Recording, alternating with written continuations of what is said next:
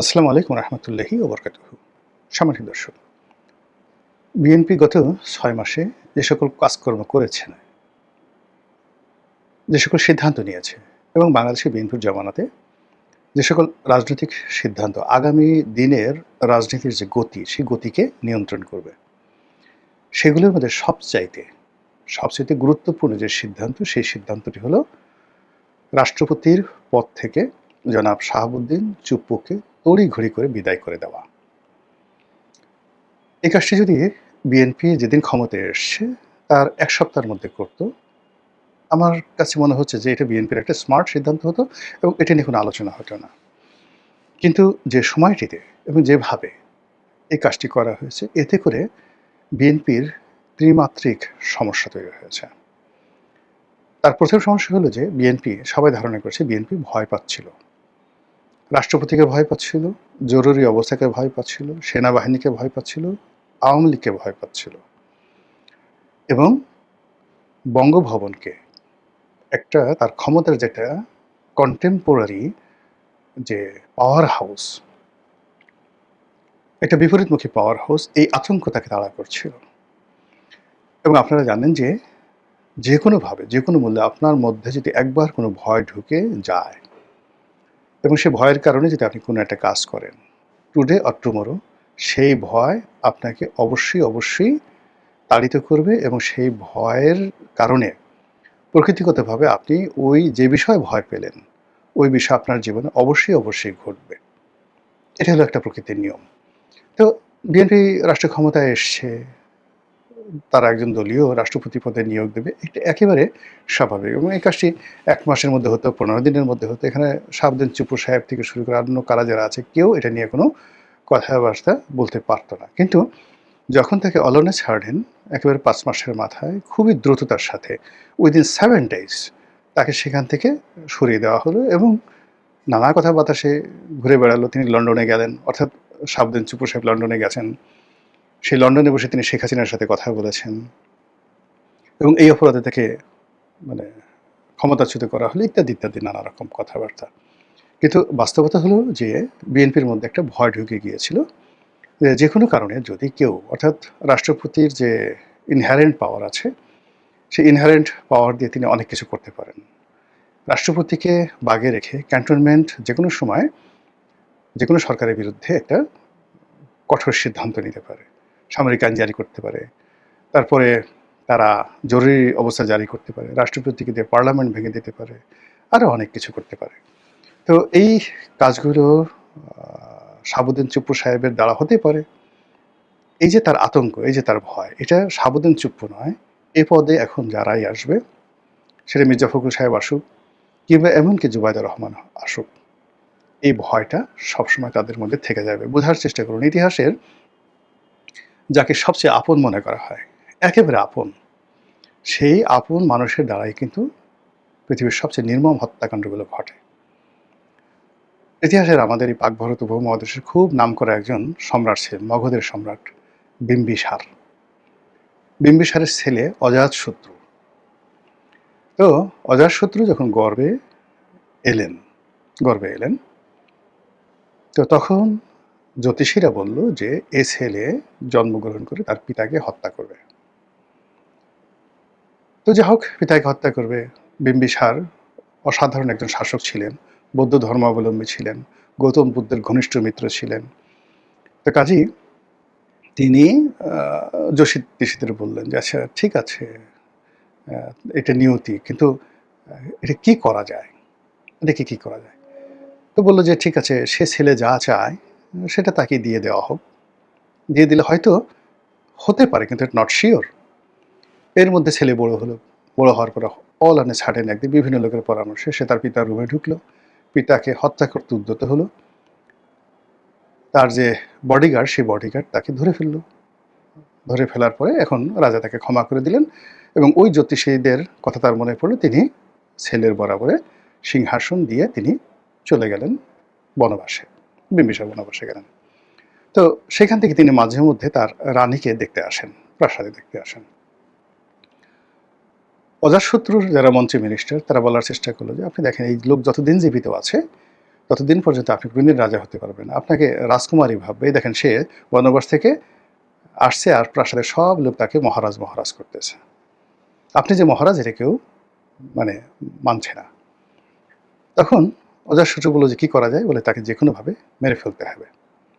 এরপর সে তার বাবাকে অ্যারেস্ট করে ফেলল। এবং সেই কাহিনী যদি আপনি পড়েন, বিশাল কাহিনী, কিভাবে তাকে মারা হলো।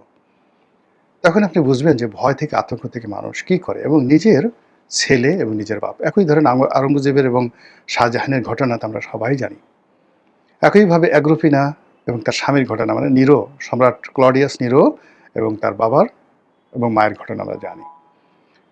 স্ত্রী তার স্বামীকে মেরে ফেলল।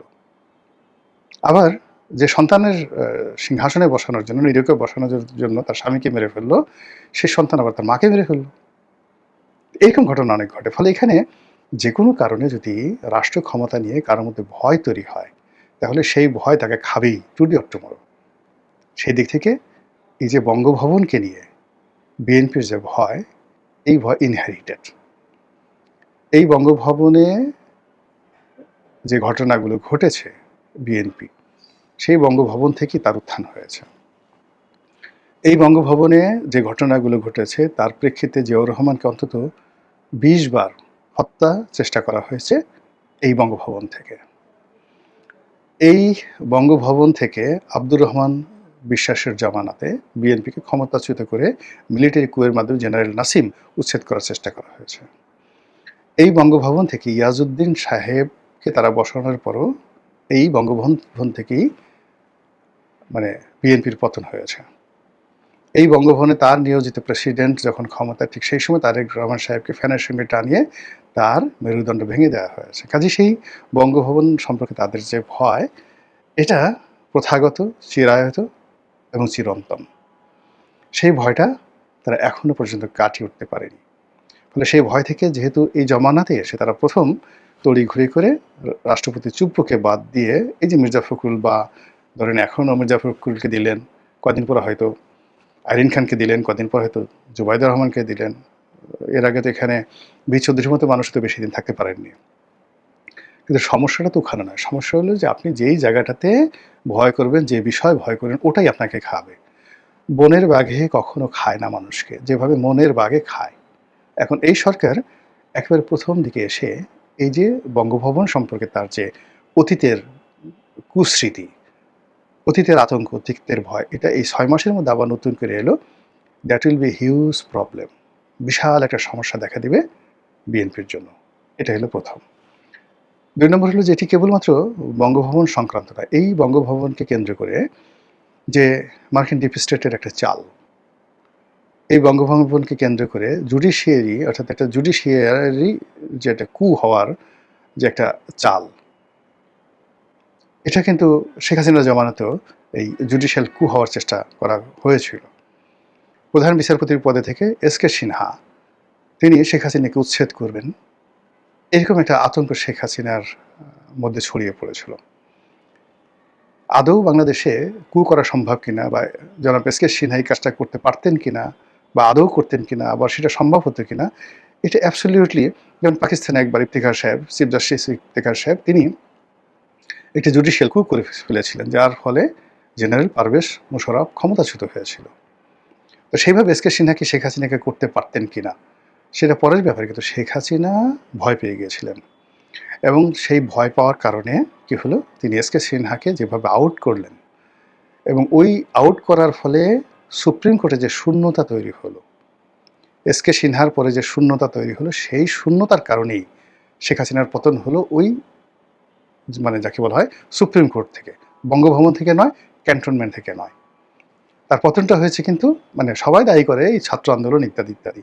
কিন্তু যদি ক্যান্টনমেন্ট সব কিছু মানে সুপ্রিম কোর্ট যে সিদ্ধান্তটা নিয়েছিল, সরকারের পক্ষ থেকে যে সিদ্ধান্তটা নিতে বলা হয়েছিল এই বৈষম্য বিরোধী আন্দোলনের ব্যাপারে, ওটা যদি তড়িঘড়ি করে নেওয়া হতো, ছেলেরা কিন্তু ঘরে ফিরে যেত, তাদের কোনো মুখ থাকতো না।